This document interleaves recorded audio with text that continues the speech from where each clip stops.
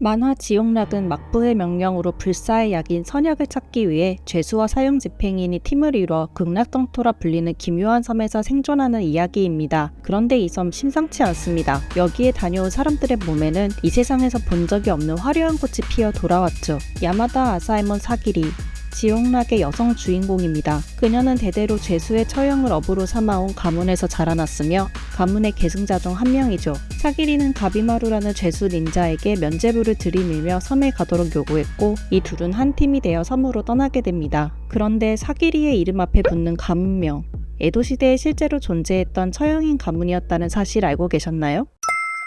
에도시대, 일본에는 공식적인 처형인으로 활동하던 가문이 존재했습니다. 그 이름은 바로 야마다 아사에몬. 야마다는 성이며 아사에몬은 가문 내에서 세습된 관직명 혹은 직무 명칭이었습니다. 야마다 가문은 일본의 막부로부터 공식 인정을 받아 죄인을 참수하는 일을 도맡았습니다. 이들은 야마다 아사에몬이라는 이름을 대대로 계승하며 8대까지 이어나갔죠. 하지만 이들은 단순한 도살자가 아니었습니다. 그들은 검술의 달인이자 도검의 품질을 시험하는 전문가이기도 했죠. 야마다 아사에몬은 구체적으로 어떤 일을 도맡았을까요? 먼저 죄인의 처형에 앞서 이들은 다메시키리라는 작업을 수행했습니다. 다메스, 키르 두 동사가 합쳐져 만들어진 단어로 해석하자면 시험삼아 배워보다라는 뜻입니다. 다메시키리를 하는 이유는 도검의 뛰어남, 즉 예리함을 테스트하기 위해서였죠. 다메시키리의 역사는 깊습니다. 가마쿠라 시대부터 존재했던 다메시키리는 에도 시대의 야마다 가문이 도맡아 하게 되었습니다. 다메시키리의 대상으로는 사슴뿔, 투구와 같은 단단한 물건뿐만 아니라 사람의 몸도 포함되었습니다. 그런데 도검으로 물건이나 사람을 베는 것은 결코 쉬운 일이 아니었습니다. 물건을 잘못 빼면 도검이 손상되거나 최악의 경우에는 부러져 버리기도 했으니까요. 다메시키리에는 고도의 검 기술이 요구되었습니다. 특히 시신을 베어볼 때는 특수한 받침대를 사용했습니다. 이를 도단이라고 부르는데요. 직역하자면 흙으로 만든 단 정도가 되겠네요. 모래와 진토를 반반으로 섞어 물로 굳혀 만든 것이죠. 이 흙더미의 네 귀퉁이에 대나무 4개를 고정시키고 시신은 이 대나무 사이에 두고 양손을 올린 상태로 고정했습니다. 그런데 다메시키리에 사용되는 것은 시신뿐만 아니라 살아있는 사람의 몸을 가지고 하기도 했습니다. 그리고 베는 부위에 따라 세세하게 이름이 붙었죠. 예를 들어 가장 위에 후토부토라 쓰인 것은 쇄골 부근을 자를 때 지칭하는 용어였습니다. 이렇게 놓고 보면 사람의 시신은 그저 물건처럼 먹여졌던 것 같네요. 도검의 감정은 엄중하게 이뤄져야 했겠죠.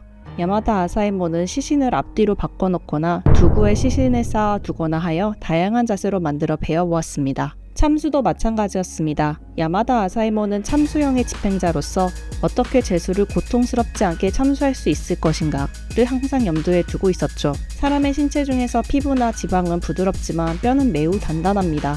특히 목뼈를 자를 때는 단순히 힘을 쏟는 것이 아니라 칼날을 넣었을 때의 각도나 기세, 호흡이 좋지 않으면 단칼에 목을 벨 수 없었고 오히려 죄수를 괴롭게 만들 뿐이었죠. 그렇기 때문에 야마다 아사에몬은 참수를 할 때 한 번 칼을 휘두르는 것만으로도 목을 베어 떨어뜨릴 수 있을 정도의 뛰어난 기술을 갈고 닦으려고 했습니다. 지옥락에서도 사기리가 항상 고민하는 내용 중 하나가 이런 부분이었죠. 야마다 가문은 목을 벤 사형수의 시신을 인도받기도 했습니다. 보통은 죄수의 가족에게 돌려주는 경우가 일반적이었지만 죄질이 매우 나쁘거나 연고가 없는 시신일 경우에 받아왔던 것이죠. 이 시신으로 다메시키리의 의뢰를 받아 도검을 감정하는 데 사용했던 것인데요.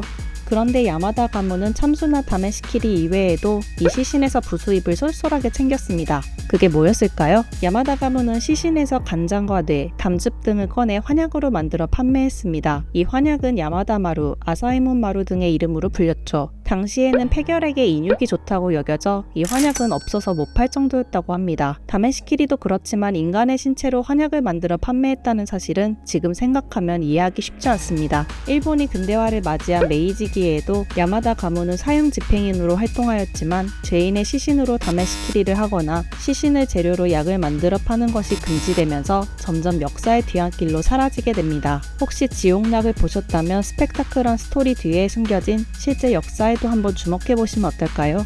역사는 종종 픽션보다 더 극적이기도 하니까요. 오늘도 시청해주셔서 감사합니다. 이상 미묘미냠냠이었습니다.